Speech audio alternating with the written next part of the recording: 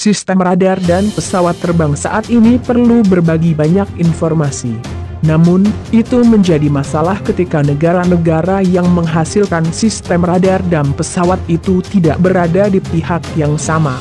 Para pejabat militer Amerika Serikat berulang kali memperingatkan bahwa pembelian sistem rudal anti-pesawat S-400 Rusia oleh Turki dapat membahayakan jet tempur siluman F-35 Lockheed Martin.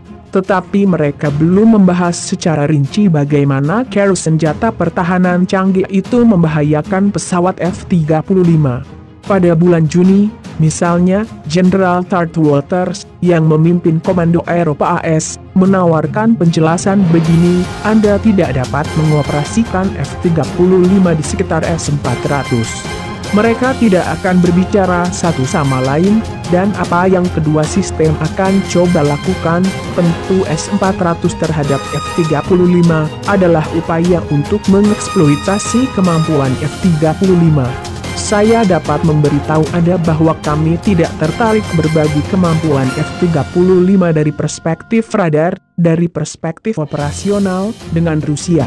Kami sudah membuatnya sangat jelas, menurut David Stupless, seorang profesor sistem elektronik dan radio di City University of London dan anggota Dewan Association of All Crews, sebuah asosiasi untuk para profesional radar dan peperangan elektronik, mengatakan radar pada sistem rudal S-400 akan dapat mengamati F-35 pada semua profil penerbangannya, sehingga mampu mengidentifikasi titik-titik lemah dalam kemampuan sembunyi-sembunyi silumannya, ujarnya.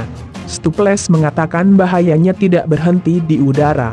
Menurutnya, Turki akan mendapatkan dukungan teknis Rusia selama 5 tahun dengan pembelian S-400, yang artinya akan memberi Moskow banyak peluang untuk menempatkan agen intelijen di sebelah baterai dan operator sistem rudal tersebut. Dia mengatakan bahwa hal seperti itu menjadi masalah yang umum di India, klien S-400 lainnya. Michael Kaufman, seorang ilmuwan peneliti senior di CNA, sebuah organisasi penelitian dan analisis nirlaba di Arlington, Virginia, meremehkan kekhawatiran itu. Kita harus mempertimbangkan bahwa kemungkinan besar F-35 dan S-400 tidak akan berada di dekat satu sama lain. Oleh karena itu, proposisi bahwa teknisi Rusia akan bekerja di pangkalan yang sama, berlokasi bersama dengan F-35, adalah peristiwa dengan probabilitas rendah, katanya. Stupless mengatakan NATO juga khawatir tentang niat Turki untuk mengintegrasikan S-400 dengan NATO Air Defense Ground Environment atau NADG, sekelompok radar dan sensor lainnya, sistem penargetan, hubungan komunikasi, sistem identifikasi teman dan musuh, dan lain-lain. Karena itu, kriteria kemampuan F-35 dapat diakses oleh teknisi nakal yang bekerja pada S-400, katanya. Cara lain yang mungkin untuk serangan siber adalah sistem yang membantu membedakan pesawat sekutu dari pesawat musuh, sebuah tugas yang membutuhkan pembagian data yang luas. Integrasi S-400 dan NADG juga dapat memungkinkan operator siber Rusia untuk menargetkan F-35 yang diterbangkan oleh Turki, dan bahkan sekutu lainnya, melalui perangkat lunak pemeliharaan yang terhubungan ke pesawat. Risiko di sini signifikan dan tidak dapat diabaikan, kata Stupless. Kaufman mengatakan perang akses data berayun dua arah. Masalah keamanan dan akses ke teknologi sama bermasalahnya dengan Rusia menjual S-400 ke negara NATO seperti untuk AS dalam kasus menjual F-35, katanya.